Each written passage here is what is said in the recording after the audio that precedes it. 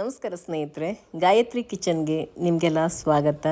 ಸ್ನೇಹಿತರೆ, ದಿಢೀರಂತ ಹೇಗೆ ಬೆಂಬಲಕಾಯಿ ಉಪ್ಪಿನಕಾಯಿ ಮಾಡೋದು ಅನ್ನೋದನ್ನು ನಿಮಗೆ ತೋರಿಸ್ಕೊಡ್ತೀನಿ. ಉಪ್ಪಿನಕಾಯಿ ಮಾಡಿಕೊಂಡ್ರೆ ಬಾಯಿ ಚಪ್ಪರಿಸ್ಕೊಂಡು ತಿಂತೀರಾ, ಅಷ್ಟು ಚೆನ್ನಾಗಿರುತ್ತೆ. ತುಂಬ ಬೇಗ ಖಾಲಿ ಆಗಿಬಿಡತ್ತೆ ಉಪ್ಪಿನಕಾಯಿ. ರುಚಿಗೇ ಎಲ್ಲರೂ ಇಷ್ಟಪಟ್ಟು ತಿಂತಾರೆ. ಹೇಗೆ ಮಾಡೋದು ಅನ್ನೋದನ್ನು ನೋಡೋದಕ್ಕಿಂತ ಮುಂಚೆ ಹೊಸಬರಾಗಿದ್ದರೆ ಸಬ್ಸ್ಕ್ರೈಬ್ ಮಾಡಿ, ಪಕ್ಕದಲ್ಲಿರುವಂಥ ಬೆಲ್ಲೈಕಾನನ್ನು ಪ್ರೆಸ್ ಮಾಡಿ. ನಾನು ಮುಂದೆ ಹಾಕುವಂಥ ಎಲ್ಲ ವಿಡಿಯೋ ನೋಟಿಫಿಕೇಷನ್ ನಿಮಗೆ ಸಿಗುತ್ತೆ. ಬನ್ನಿ ನೋಡ್ಕೊಂಡು ಬರೋಣ. ಬೆಂಬಲಕಾಯಿ ಕೊಯ್ಯೋಣ ಅಂತ ಬಂದೆ. ಬೆಂಬಲಕಾಯಿ ಉಪ್ಪಿನಕಾಯಿ ಮಾಡೋಕ್ಕೆ ತುಂಬ ಚೆನ್ನಾಗಿರುತ್ತೆ. ಹಸಿಮೆಣಸು ಹಾಕಿದರೆ ಉಪ್ಪಿನಕಾಯಿ ಮಾಡಿದ್ರೆ ಸಕ್ಕ ಟೇಸ್ಟು. ಮತ್ತು ಈ ಸಾಂಬಾರಿಗೆಲ್ಲ ಹುಣಸೆಹಣ್ಣು ಬದಲಿಗೆ ಹಾಕ್ಬೋದು. ಇದ್ರ ಹೆಸರು ಎಲ್ಲ ಚೆನ್ನಾಗಿರುತ್ತೆ.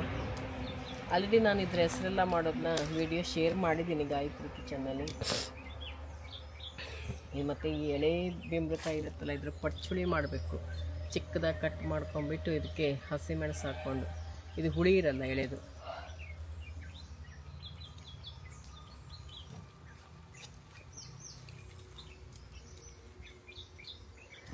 ಇಲ್ಲಿ ಒಳ್ಳೆ ದ್ರಾಕ್ಷಿ ಮೆಣಸಿನ ಥರ ಆಗಿದೆ ಮೇಲಿಂದ ಕೆಳವರೆಗೂ.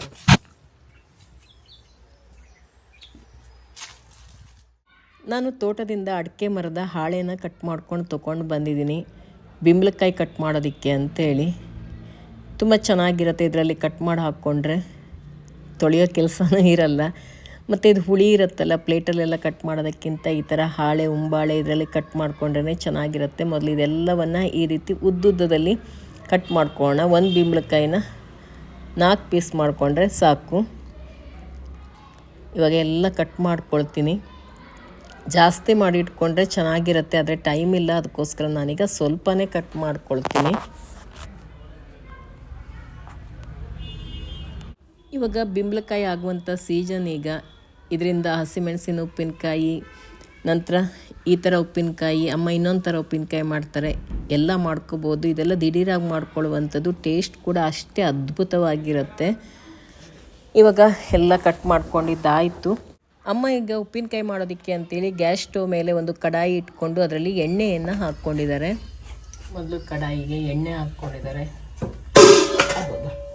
ದೊಡ್ಡ ಚಮಚದಲ್ಲಿ 1.5 ಚಮಚದಷ್ಟು ಎಣ್ಣೆ, 1/4 ಚಮಚದಷ್ಟು ಹಿಂಗು, 1 ಚಮಚದಷ್ಟು ಸಾಸಿವೆಯನ್ನು ಹಾಕ್ಕೊಂಡಿದ್ದಾರೆ ಚಿಕ್ಕ ಚಮಚದಲ್ಲಿ.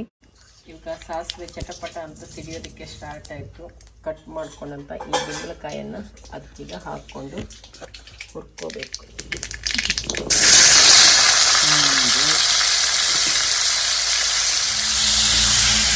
ಇವಾಗ ನೋಡಿ ಕಲರ್ ಚೇಂಜ್ ಆಗೋದಕ್ಕೆ ಸ್ಟಾರ್ಟ್ ಆಯಿತು.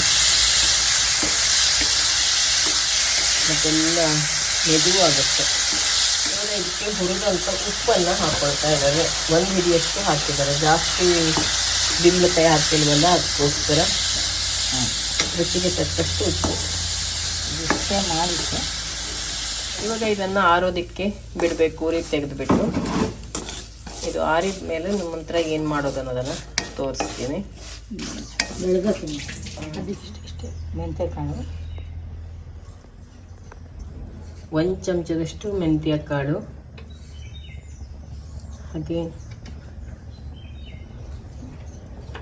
ಅರ್ಧ ಚಮಚದಷ್ಟು ಸಾಸಿವೆ ಚಿಕ್ಕ ಚಮಚದಲ್ಲಿ, 1/4 ಚಮಚದಷ್ಟು ಜೀರಿಗೆ,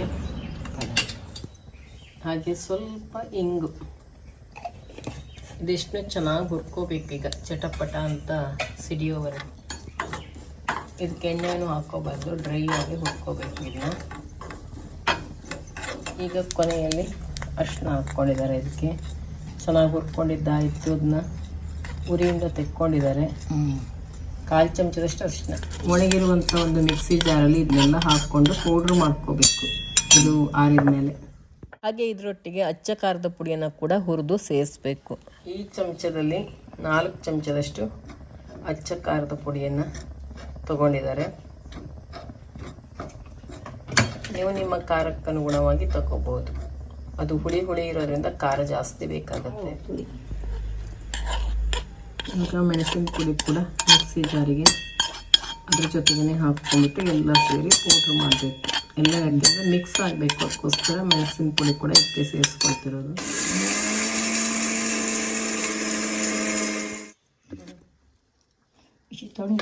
ನೋಡಿ ಬೆಂಬಲಕಾಯಿ ದಿಢೀರ್ ಉಪ್ಪಿನಕಾಯಿ. ಇಂಗು ಮತ್ತು ಸಾಸಿವೆ ಹಾಕಿ ಒಗ್ಗರಣೆ ಹಾಕ್ಕೊಂಡು ಹುರ್ಕೊಂಡಿರ್ತೀವಲ್ಲ ಆ ಬಿಂಬಳಕಾಯಿ ಆರಿರಬೇಕು. ಆರಿದ ಮೇಲೆ ಈ ಮಿಕ್ಸ್ ಪೌಡ್ರನ್ನ ಹಾಕ್ಕೊಂಡ್ಬಿಟ್ರೆ ನೋಡಿ ದಿಢೀರ್ ಉಪ್ಪಿನಕಾಯಿ ರೆಡಿ. 10 ನಿಮಿಷದಲ್ಲಿ ಉಪ್ಪಿನಕಾಯಿ ರೆಡಿ ಆಗೋಯ್ತು. ಇವಾಗ ನೋಡಿ ಉಪ್ಪಿನಕಾಯಿ ಎಷ್ಟು ಚೆನ್ನಾಗಿ ಕಲರ್ ಕೂಡ ಬಂದಿದೆ. ಟೇಸ್ಟ್ ಕೂಡ ತುಂಬ ಚೆನ್ನಾಗಿದೆ. ನಾನು ಇವಾಗ ರುಚಿ ನೋಡಿದೆ, ಟೇಸ್ಟ್ ಕೂಡ ತುಂಬಾ ಚೆನ್ನಾಗಿ ಬಂದಿದೆ. ದಿಢೀರ್ ಉಪ್ಪಿನಕಾಯಿ. ಹಾಗಿದ್ರೆ ನೀವು ಯಾಕೆ ತಡ ಮಾಡ್ತೀರಾ? ಇವಾಗಂತೂ ಬಿಂಬಳಕಾಯಿ ಸೀಸನ್ ಅಲ್ವಾ, ಮನೇಲಿದೆ ಅಂದರೆ ಪಟಾಪಟ್ ಅಂತ ಕೊಯ್ದುಬಿಟ್ಟು ಈ ರೀತಿ ಉಪ್ಪಿನಕಾಯಿ ಮಾಡ್ಕೊಂಡು ನೋಡಿ. ಇಲ್ಲ ಅಂದರೆ ಎಲ್ಲರೂ ಹೋದಾಗ ಸಿಕ್ಕಿದ್ರೆ ಅದು ತೊಗೊಂಡು ಬಂದುಬಿಟ್ಟು ಮಾಡಿ. ಮನೇಲಿ ಎಲ್ಲರಿಗೂ ತುಂಬ ಇಷ್ಟ ಆಗುತ್ತೆ. ಮಕ್ಕಳಂತೂ ತುಂಬಾ ಇಷ್ಟಪಟ್ಟು ತಿಂತಾರೆ, ದೊಡ್ಡವರಿಗೂ ಕೂಡ ತುಂಬ ಇಷ್ಟ ಆಗುತ್ತೆ. ಮಜ್ಜಿಗೆ ಅನ್ನದ ಜೊತೆಗೆಲ್ಲ ಈ ಉಪ್ಪಿನಕಾಯಿ ಇದ್ದರೆ ಆಹಾ ಎಂಥ ರುಚಿ ಅಂತೀರಾ.